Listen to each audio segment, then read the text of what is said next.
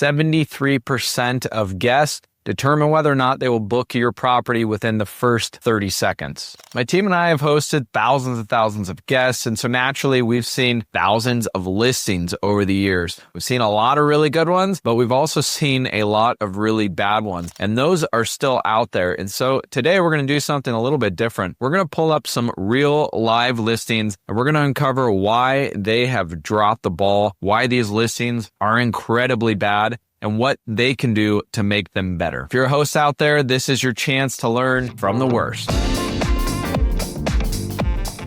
Welcome back to the show. I'm glad you're here. Today I'm reviewing some real live listings where hosts are leaving thousands of dollars on the table for some really easy to fix mistakes. And I'm going to show you what they should have done instead. Here we go. Listing number 1, a magnificent title to start things off. 4 kings, 4 queens, large house. Obviously, this is not the best title, right? We know that the way you should be doing your title has changed over the years, but one of the things that hasn't changed is you shouldn't have the word house in your title, right? This is valuable landscape. You only have so many words to catch potential guests' eye or attention. And we know right below, looking at the property, that it's clearly a home. Airbnb will designate your property type right below. So we can see home right here. So no need to have house there.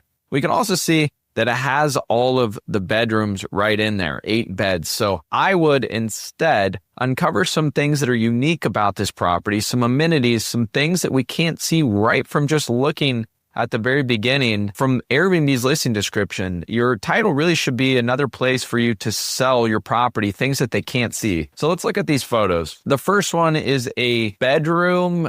Kind of looks like a living room though, because there's a fireplace right next to it. And there's all kinds of lights going on here. We've got this like fluorescent blue light that screams late night club or disco. And then right next to that, you have other lights, like some Christmas lights on the fireplace. There's just a lot of lights going on here, but the picture itself obviously is not professional. It's super dark. The second photo here, bedroom 2, is even darker. There's like a tiny little lamp in the corner, and that's it. Like there's just really bad. I mean, even with a smartphone these days, you can take much better photos than this. So again, another bedroom with some crazy disco lighting going on. Yeah, these photos are just not inviting. Here's a nice bathroom shot with a partially used toilet paper roll and a nice wide open toilet seat. We know that we want to keep those closed. We know we want fresh towels and everything like that in our bathrooms. Here's a few more shots. We've got a nice outdoor shot, and I say nice in a sarcastic way.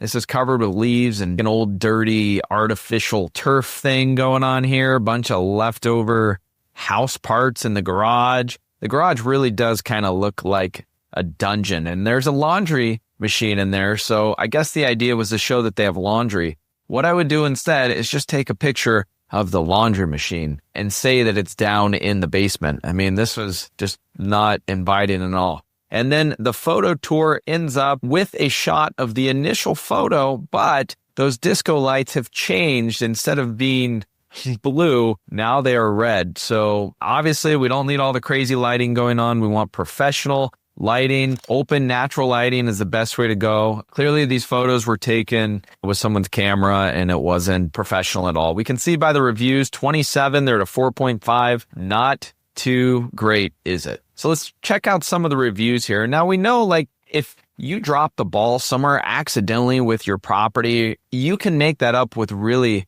good communication, right? We know that we can have a property that's not perfect or even the nicest one in town, but you can have excellent reviews as long as you set the right expectations and you respond to things appropriately. So here we are on the reviews. I'm just going to read off just a couple here, for example. So upon arriving, there was trash left in the back, overflowing from one trash can. And actually, a lot of these reviews, I just took a glance before, mention the trash. We've talked about this before. This can be a challenging piece of the housekeeping operation, right? If your housekeeper is cleaning the property and the trash is only picked up on Wednesdays, sometimes they leave too much trash out there. So there are other services out there. We talked about one called Can Monkey that'll actually pick it up for you. But if that's not an option, then you can't leave trash at your property, especially if this is like one of the first things that someone's seen. So you'll want to make sure that you pay someone to go back to take out the trash, right? So there are a lot of bad reviews in here talking about cleanliness and dirtiness.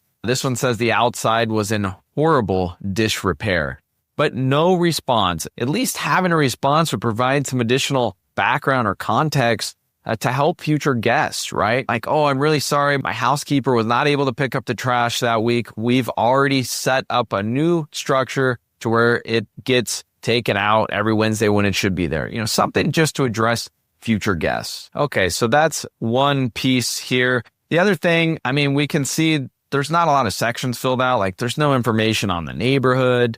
It's just not very complete. Not a lot of effort went into this property. Let's go ahead and jump into the next one. This one titled Spacious Beauty, Minutes from SU. So that must be the college there in New York. So spacious, not the best term for a title, right? That's really just used all over the place. Again, we want to just be selling amenities. So not bad putting minutes away from SU. They might want to include the exact amount of minutes in the title. This is a new property. It doesn't have any reviews yet. If we click on the photos, these are a little better. Again, still taken with a camera that's really obvious. And a lot of these are pretty empty. Like, I'm looking at one of the bathroom right now with no towels, nothing to make it feel inviting, no shower curtain. It just honestly looks like a space that someone was maybe trying to rent on a long-term basis and took a couple quick photos and said, you know what, maybe I'll try this on Airbnb and see what happens. I got to give them credit. They added a couple photos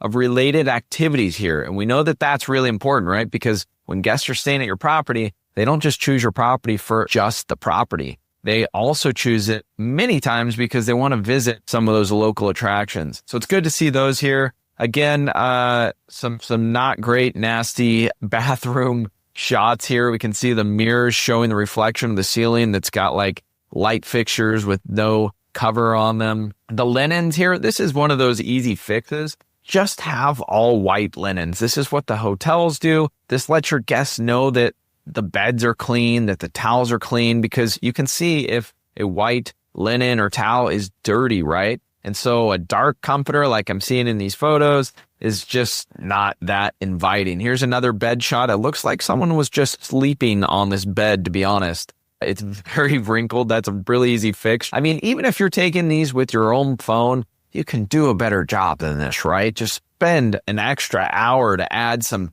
table settings, to fluff some towels up, to make sure that your bed's not completely wrinkled, to open the blinds and let some light in. Some of these photos are kind of crooked, right? They're showing a whole bunch of the ceiling when they should be showing the living room. You'll know if you worked with a professional real estate photographer that they use wide angle lenses to capture the whole space. Imagine if your guest is only, as we said, spending a few seconds looking at your listing, and instead of just showing a piece of your living room, you could show the whole living room, but not multiple photos, just with one photo that happens to be a wide angle lens. So again, one of the reasons you got to make sure you're working with a professional photographer. So this is a brand new listing, very obvious. Not a lot of thought was put into it. Let's go ahead and jump over to listing number 3. So here we are, listing number 3. Obviously, photos are still not good, but at least they set the table, right? And it looks like a pretty decent renovated space. The title, they use 2 words out of the full area that we're given. You want to use all of the space that you have, and you want to front load it with the most important words for your title, which should be adding something to your property. We got to remember, like, half the people that are going to book your property are looking on the mobile version, and your title will get cut off around 35 characters. So we could definitely add more than just Crescent Hideaway, which is the name of this property. One thing really stands out to me on this property, aside from the really negative review score, 4.2, it's the review responses. So this person came back and left review responses, but in a very argumentative way, which would basically lead anyone to believe that's booking this property in the future that, if something doesn't go right or perfect, that this host probably is not going to be the biggest help. Let me just read a couple of these examples off. So here is the guest review. It says, first, I'd like to say that Alicia was very forthcoming and prompt with her communication. I had some trouble. It's actually quite a long review response, and I'm going to save you that time and just jump to the owner's response. It says, first and foremost. So this is not a great way to start a conversation, right? This is very one-sided, my way or the highway type of conversation. We have cameras all around the property, and what you're stating with kids banging on the doors did not happen. I can prove that. Second, the whole home is brand new. Everything is brand new. So they're basically just arguing with what this person has said. We know that that doesn't work well. Never do that. But we also know that it's really hard for us as owners, as hosts, to separate ourselves from guest communication. We love taking over for you if you don't want to do this. And we can be that middle ground where we're always going to respond in a very professional way. It's never going to deter any future guest.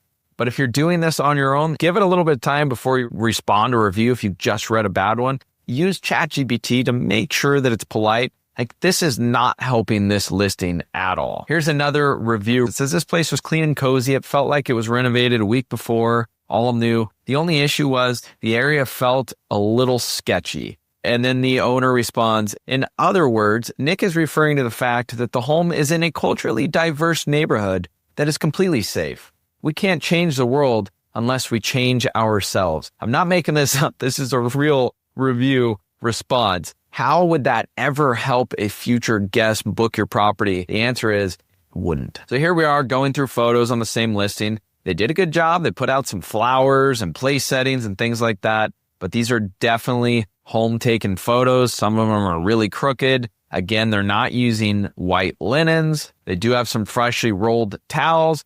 Some of these images are really small, like just a shot of lemons. I mean, we could take a bigger shot of the kitchen. So we got to make sure we're using those wide angle lenses. So yeah, we can laugh about these bad review examples that we just went through.